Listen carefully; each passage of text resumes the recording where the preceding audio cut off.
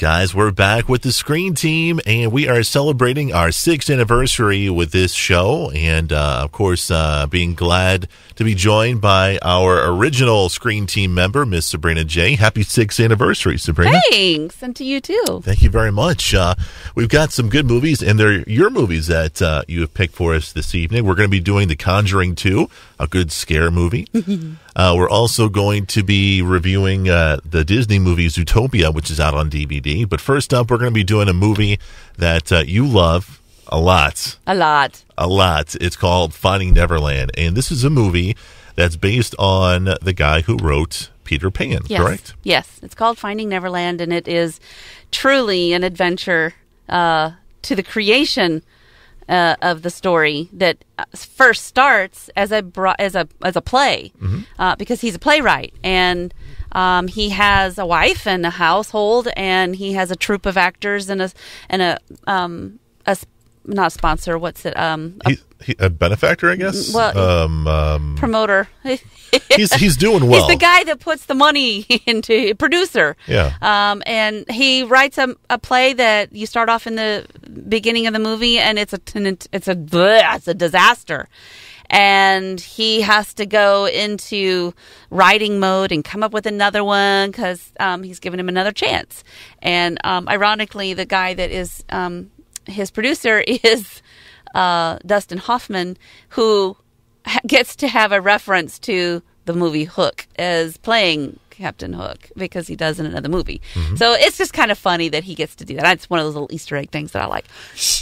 So where does Johnny Depp's character, where does he get the inspiration for Peter Pan? Well, he is at the park with his dog. He's in think mode, and he likes to take his dog out to the park and play and write. And these boys, the dog sort of infiltrates their picnic, and he goes to retrieve him.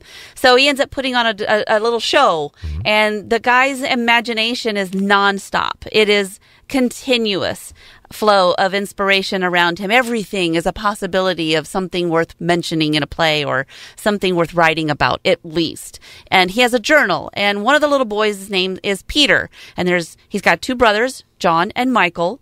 And he's got 3 brothers. You've heard about Jack. And Jack.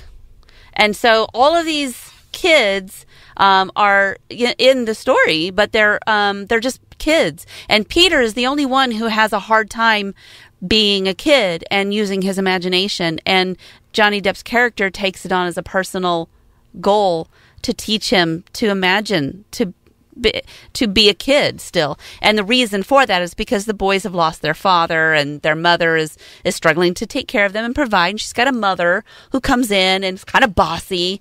And as you start to see the interaction between him and this family, you see his marriage start to fall apart. But you see the characters develop into the Wendy character, who's the mom, and you see Captain Hook come out in the grandma that's bossing everybody around, and don't you do this, and pointing her finger at stuff. And so then he starts writing this play, and he starts taking it to his troupe, and they realize they're going to have to play a dog and kids, and they're going to fly, and you know, you've got all this going on, all this inspiring stuff, and at the core of it all, you've got this really human struggle of the mom who actually is succumbing to a fatal illness. And all she really wants in the end is to go to Neverland. And, you know, the creator, he loses his wife, but he gains this amazing play.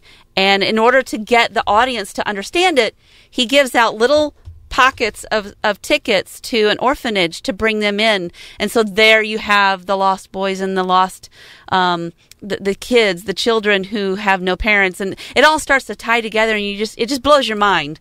And I just love this story, and it is so well done, and the actors just really capture me as the people they're portraying. And as much as I love Johnny Depp and pretty much anything, I forget who he is and believe that I am truly watching the creation of the story Peter Pan. So is it fair to say that you really, really like this movie because it kind of shows you the magic behind one of your favorite movies or stories? I do, and I'm one of those people that can appreciate the illusion and the science behind the illusion, the creation of the magic trick, and still appreciate the trick itself, even when it's performed in front of me and I already know what's happening behind the scenes. So I like that kind of stuff, so I can relate to it. But yeah, it doesn't, there is nothing in this movie that I walk away going, oh, I liked everything but. I mean, even Hook, the movie Hook, I can walk away and be like, I hated Tinkerbell, even though that's one of my favorite characters of all time. So there's everything about this that I just truly love. Of course, it has one of the best, last lines ever in a movie. Johnny Depp is talking to the Peter character, and the Peter character is upset because of a loss in his family, and he's struggling, to be imaginative. He's struggling to be a kid, and, he's like, how do I do it? How?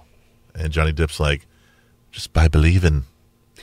Just believe. Yeah. And then the camera pulls back and they hug, and he's like, I see her. And you just cry and you cry. Yeah, and I cry every time I watch this movie. I have to set myself up because it is sad. I mean, it's established. I think, the mom, she's got a fatal illness and you can see what's coming, but at least you have the whole movie to enjoy how they lead up to it and what happens with the story. And it's just beautiful. It is so beautiful. One of my all-time favorite movies. Johnny Depp got nominated for an Academy Award for Best Actor for this particular film. And Johnny Depp, he's known for playing eccentric roles. And this one is an eccentric role, but he plays it not over the top. So straight, but also very, very delicately. Yes. What did you say? Yes. It's easy to see him as a man who enjoys nothing more than the pure simplicity of using your imagination. In fact, it's even referenced in the movie. There are people who question his integrity for spending so much time with this family, A, woman who is not his wife, and B, boys who are not his children. Yeah. And he's just, you can see in his face, why would someone think that? And he is so innocent in his own heart that he can't even see the adultness from everyone else's perspective. Yeah. It's like poison to him. Yeah. Movie's called Finding Neverland. It's definitely, I would say, a good family film, but maybe 10 and up, don't you think? Yeah, there's nothing in it really for the toddlers or the preschoolers. It's just not enough.